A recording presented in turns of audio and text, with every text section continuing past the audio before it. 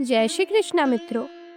आज हम सुनेंगे भगवान श्री कृष्ण और छोटे किसान बालक की सच्ची भक्ति की एक अनसुनी कहानी। तो चलिए शुरू करते हैं। वृंदावन की सुबह बड़ी प्यारी थी। हल्की हल्की हवा चल रही थी। आकाश में पक्षी चहचहा रहे थे और यमुना जी के तट पर सुनहरी किरणें झिलमिला रही थी। गोकुल के सारे ग्वाल बाल अपने अपने बांसुरी और मुरली लिए मवेशियों को चराने जा रहे। कृष्ण भी अपने बड़े भाई बलराम के साथ चल पड़े। उनके गले में वनमाला थी, सिर पर मोर पंख और अधरों पर मुस्कान। सब बच्चे हंसी खुशी गा रहे थे, गोविंद गोकुल चंदा नंदलाल हमारा प्यारा। सब कुछ जैसे एक स्वप्न जैसा लग रहा था। जब वे यमुना के पार पहुंचे, वहां खेतों के पास एक छोटा बालक हल चला रहा था। उसकी उम्र बस 10-11 साल होगी। चेहरा गोरा, कपड़े सादे, हाथ में हल और पास में एक छोटी सी गाय। कृष्ण ने मुस्कुराते हुए पूछा, अरे भैया, तुम कौन हो? इतने छोटे होकर खेती करते हो? बालक ने नम्रता से सिर झुकाया। मेरा नाम गोपालू है प्रभु। मेरे पिता बीमार हैं, इसीलिए खेत का काम मैं करता हूँ।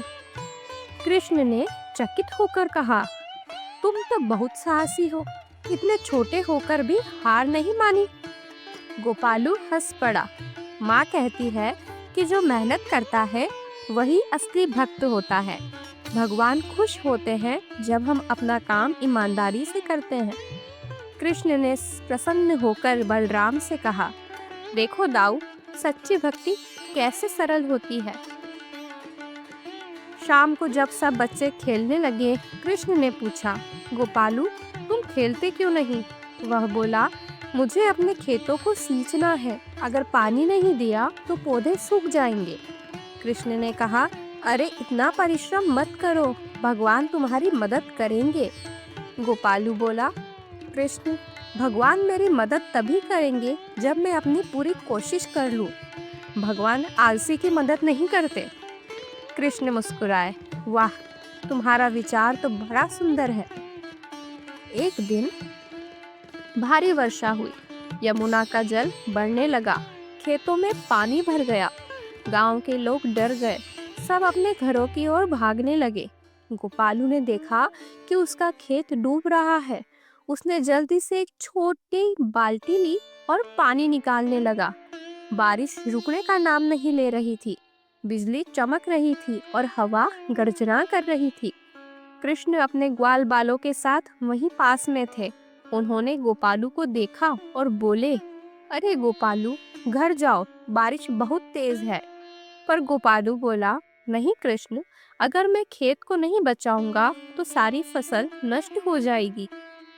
यह मेरी माँ की उम्मीद है, मैं हार नहीं मानूंगा। कृष्ण मुस्कुराए लेकिन कुछ बोले नहीं। रात और घनी अंधेरी हो गई। गोपालू पूरी रात खेत के पास खड़ा रहा। कभी मिट्टी लगाता, कभी पानी रोकता, कभी पौधों को सीधा करता। अचानक उसने देखा कि दूर से एक साधारण सा लड़का आ रहा है। उसके सिर पर मोर पंख, आंखों में चमक और बांसुरी हाथ में थी। वह बोला, अरे गोपालू, इतनी रात को यहाँ क्या कर रहे हो? गोपालू ने उत्तर दिया, अपने खेत को बचा रहा हूँ। मेरे पौधे मेरे बच्चों जैसे हैं। वह लड़का मुस्कुराया, क्या मैं मदद करूँ?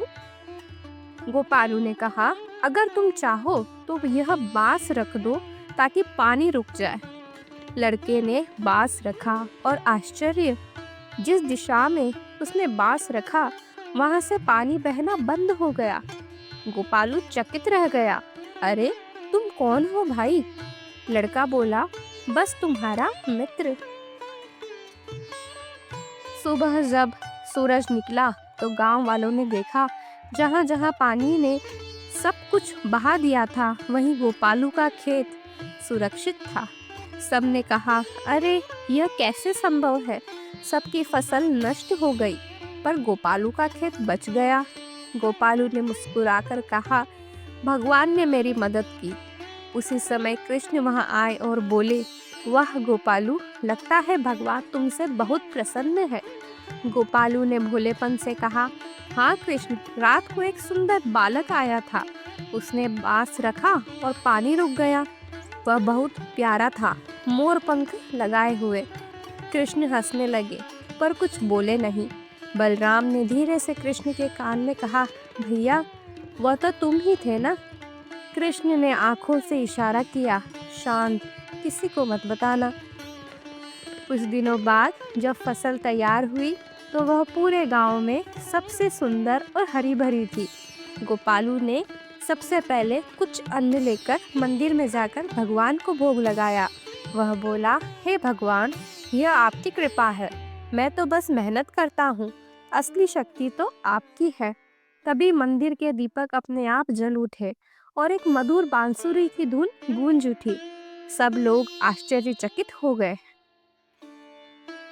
गोपालू के चेहरे पर तेज था, जैसे भगवान स्वयं उस पर प्रसन्न हो। उस वर्ष गोकुल में बहुत अच्छी वर्षा हुई। सब किसानों की मेहनत रंग लाई। कृष्ण ने कहा, चलो आज से हर वर्ष हम गोपाल दिवस मनाएंगे, उस छोटे किसान की याद में जिसने भक्ति और मेहनत दोनों को बराबर रखा। सभी ग्वाल बालों ने तालियां बजाई, ढोलकी बजाई और गोपालू को फूलों से सजाया। कृष्ण ने स्वयं अपने हाथों से गोपालू के सिर पर तिलक लगाया और बोले, जो अपने काम को भगवान की सेवा समझकर करता है वही सच्चा भक्त है। कृष्ण ने गोपालू से कहा, गोपालू, माँ यशोदा के लिए थोड़ा अन्न दोगे?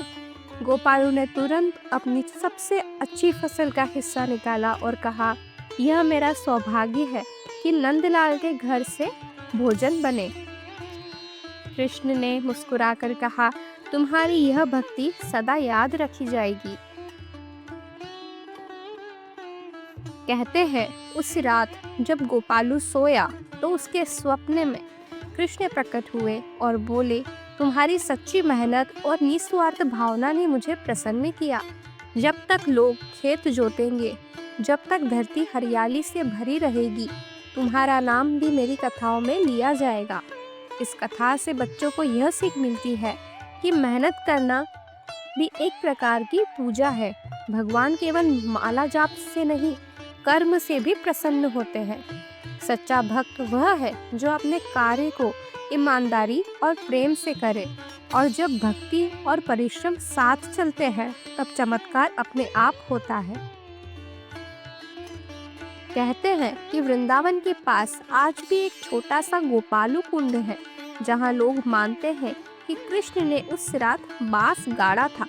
वहाँ का पानी आज भी शांत रहता है, चाहे कितनी भी बारिश क्यों ना हो। गांव के बच्चे वहाँ जाते हैं, फूल चढ़ाते हैं और कहते हैं, हे गोपालू, हमें भी आपकी जैसी लगन और सच्चाई दो। और यमुना किनारे से जब भी बांसुरी की धुन सुनाई देती है तो ऐसा लगता है कि मानो श्री कृष्ण स्वयं खड़े मुस्कुरा रहे हैं, अपने प्रिय भक्त गोपालू को आशीर्वाद देते हुए। यह कथा भले ही छोटी लगे पर इसका संदेश बहुत बड़ा है। भगवान केवल मंदिरों में नहीं, वह हर उस दिल में है जो सच्चाई और मेहनत से भरा हो। इसीलिए बच्चों को सदा याद रखना चाहिए, कर्म करते रहो, सच्चे बनो और भगवान पर विश्वास रखो। जय श्री कृष्ण। मित्रों, अगर आपको हमारी यह कथा अच्छी लगी हो तो हमारे वीडियो को लाइक करें, चैनल को सब्सक्राइब करें और हमारी कथा इस तरह ही सुनते रहें।